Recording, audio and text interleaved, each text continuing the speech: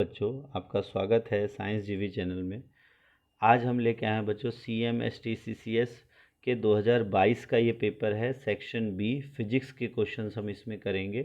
Chemistry के questions हम already upload कर चुके हैं, उसको आप देख लेना।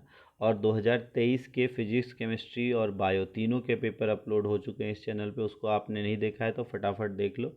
और 2022 का केमिस्ट्री अपलोड हो चुका है और इस वीडियो में हम फिजिक्स को लेके आए हैं।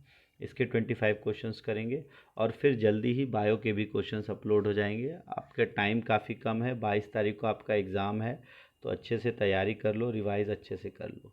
ठीक है, तो चलो स्टार्ट करते हैं इस वीडियो को। चैनल को आप लाइक कर दो, वीडियो को लाइक कर दो। चैनल को आपने सब्सक्राइब कर ही रखा होगा, नहीं किया है तो जल्दी से सब्सक्राइब कर दो, अपने दोस्तों तक शेयर कर दो।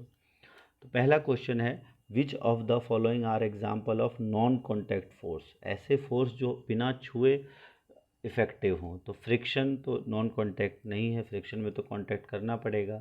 मैग्नेटिक फोर्स बिल्कुल ये नॉन कॉन्टैक्ट है, आप दूर से ही हो सकता है। फिर इलेक्ट्रोस्टैटिक फोर्स, ये भी नॉन कॉन्टैक्ट हो सकता है, चार्जेस के थ्रू होता है ना, ज़रूरी नहीं है कॉन्टैक्ट हो। और ग्रेविटेशनल फोर्स किन्हीं भी दो बॉडी के बीच में होता है। तो ये तीनों नॉन कॉन्टैक्ट फोर्स का एग्जाम्पल है। तो 2, 3 और 4, तो ऑप्शन नंबर सी इसका सही उत्तर हो जाएगा। अगला क्वेश्चन है, आपको बताना है, identify the correct statement. Force has only magnitude. Force में सिर्फ मैग्नीट्यूड होता है, फोर्स में मैग्नीट्यूड साथ के साथ डायरेक्शन होता है। तो आपको पता है फोर्स एक आपका वेक्टर क्वांटिटी होता है, सदिश राशि होती है, इसलिए इसका परिमाण और दिशा दोनों होती है। Pressure per unit area is called force, ये गलत है। Force per unit area is called pressure होता है।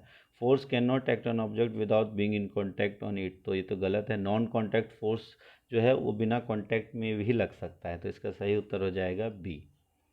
अगला है, इसको थोड़ा सा ध्यान से पढ़ लो, क्वेश्चन काफ़ी बड़ा है।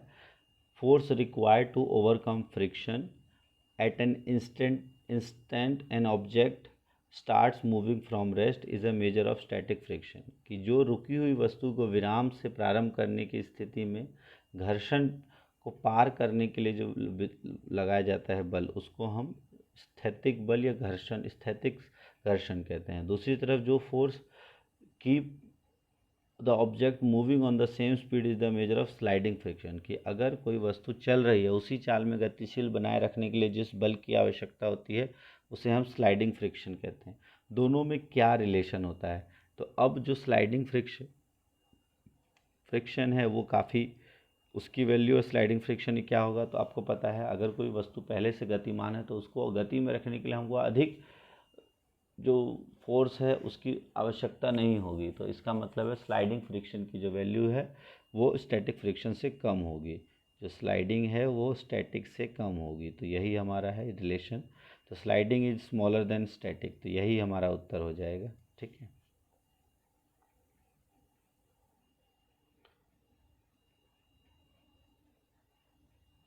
Static is smaller, static friction, ये तो यही हमारा उत्तर हो जाएगा।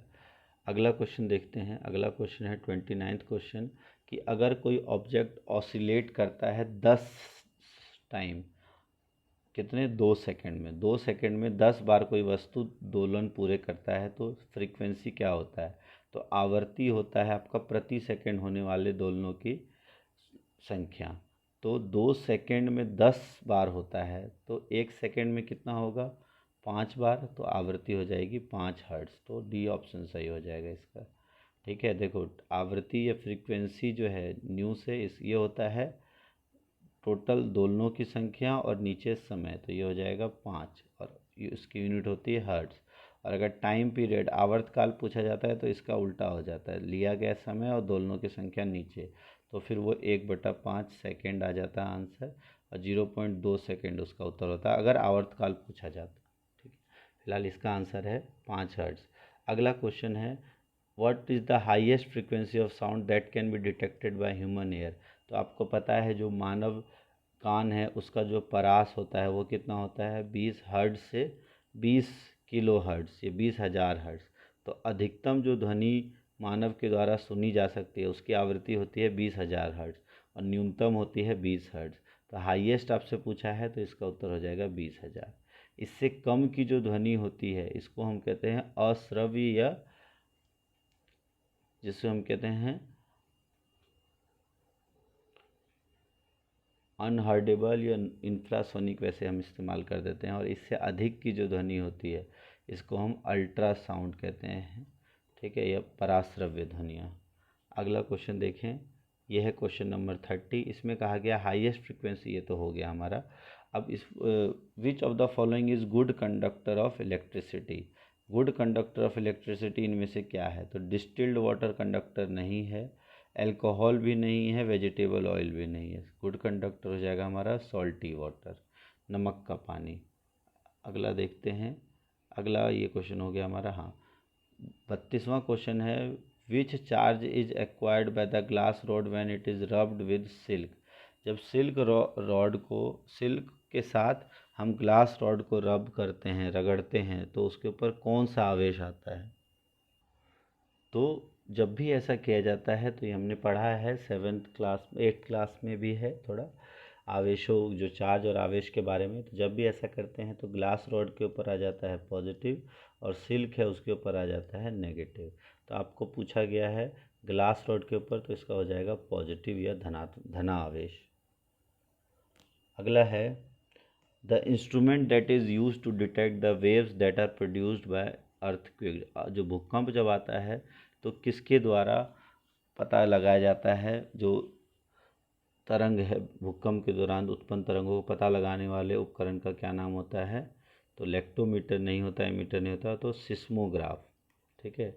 लेक्टोमीटर दूध की शुद्धता मापता है, वोल्ट मीटर वोल्टेज को मापने में हेल्प करता है, और एमीटर करंट को मेजर करने में। अगला है, which type of cell senses colour. Colour को कौन से तरह के सेल्स होते हैं? देखो हमारे आँखों में दो होते हैं, एक होते हैं रोड सेल्स, एक होते हैं कोन सेल्स। तो इसमें से कलर के लिए कोन सेल, सी से कलर, सी से कोन, याद रख लेना। और ये मुख्यतः RGB 3 प्रकार की होती है, जो लाल रंग, हरा रंग, ग्रीन और ब्लू रंग, इन तीनों के लिए अलग अलग कोन सेल्स होती हैं हमारे आँखों में। और क्योंकि हर कलर जो है इन्हीं तीनों के कॉम्बिनेशन से बनता है, तो इसीलिए 3 तरह के कोन सेल जो रंग देखने के लिए हमारे आँखों में होता है, जो होता है RGB। और रॉड सेल से हम ब्लैक एंड वाइट देख पाते हैं। आगे बढ़ते हैं, क्वेश्चन नंबर 35 में कहा गया है, image found in plane mirror for the given word is. अब जब भी एक मिरर हम यहाँ लगा देते हैं तो एम्बुलेंस कैसा दिखाई देता है? देखो ए तो ए की तरह दिखाई देगा, एम एम की तरह दिखाई देगा। अब ये जो बी है, ये मिरर में कैसा दिखाई देगा? ये बी आपको इधर ऐसा दिखाई दे रहा है, और ये तो एम्बुलेंस बन जाएगा ना, सॉरी, ये तो एम्बुलेंस हो जाएगा, AMBULANCE। बहुत आसान है ये तो।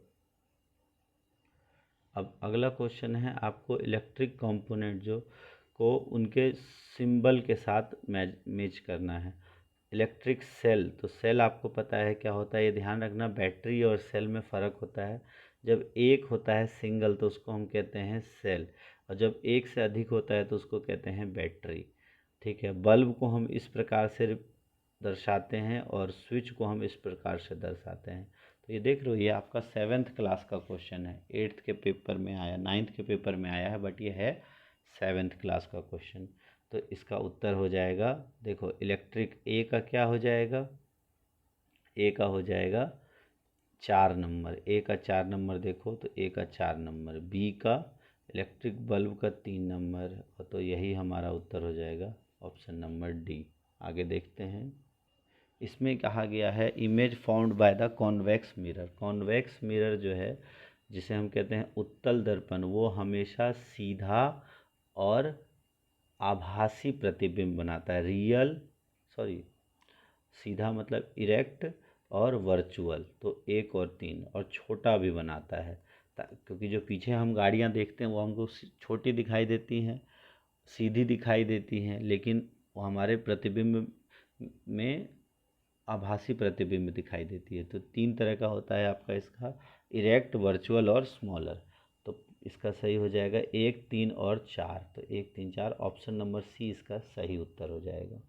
अगला देखते हैं, 38वां क्वेश्चन है, किस प्रकार का lens, which type of lens is use at magnifying glass. Magnifying glass के लिए हम किस प्रकार के लेंस का इस्तेमाल करते हैं, तो कॉन्वेक्स लेंस। तो कॉन्वेक्स लेंस जो है वो बड़ा प्रतिबिंब दिखाता है पास वाले वस्तु का, तो इसलिए हम इसका इस्तेमाल करते हैं मैग्नीफाइंग ग्लास में। ये क्वेश्चन भी 2023 के एग्ज़ाम में भी आया था, तो ये अच्छा क्वेश्चन है।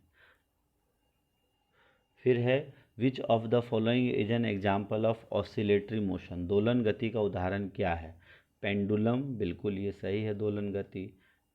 काइट, ट्रेन और अर्थ दोलन गति नहीं है, तो इसका सही उत्तर हो जाएगा option number A is the correct answer.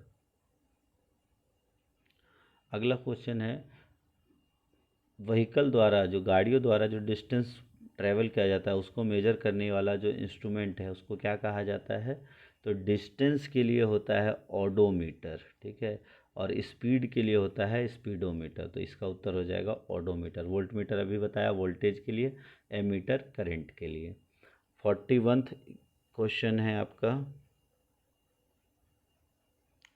इसमें कहा गया है which of the following are used as lubricants. Lubricants की तरह इस्तेमाल हो जाते हैं, स्नेहक के रूप में किसका इस्तेमाल किया जाता है, तो ग्रीस का इस्तेमाल होता है, ऑयल का इस्तेमाल होता है, ग्रेफाइट और एयर कुशन।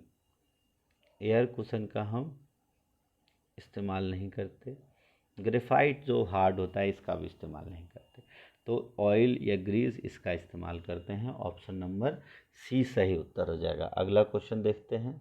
अब ये क्वेश्चन अगर आप देखो, आपको कहा गया है एम्पलीट्यूड किसी भी साउंड वेव का 5 गुना बढ़ जाता है, तो इन लाउडनेस कितना बढ़ेगा, ये हमेशा ध्यान रखना। जो ध्वनि की प्रबलता है, लाउडनेस, वो आयाम के वर्ग के समानुपाती होती है। जो आयाम या एम्पलीट्यूड है उसके वर्ग के समानुपाती है। तो आयाम अगर 5 गुना बढ़ा है तो लाउडनेस 5 का वर्ग कितना होता है, 25, तो 25 गुना बढ़ेगा। उसका उत्तर हो जाएगा बी। फिर 43वां क्वेश्चन है 43, विच of the following is the unit of distance. Distance की यूनिट क्या है, दूरी को मापने की यूनिट क्या है, तो किलो लाइट ईयर। तो लाइट ईयर जो है, वैसे तो ईयर आपको लगेगा समय को मापते हैं, बट ये भी एक दूरी मापने की ही इकाई होती है। किलोमीटर, ये भी दूरी मापने की इकाई है। फुट, ये भी दूरी मापने की ही इकाई है। अल्फा सेंचुरी, ये तो एक आपका हमारा स्टार है, नेक्स्ट स्टार टू द सन, तो इसलिए हमारा 1, 3 और 4 ऑप्शन नंबर किलोमीटर, फुट और लाइट ईयर 1, 3 और 4।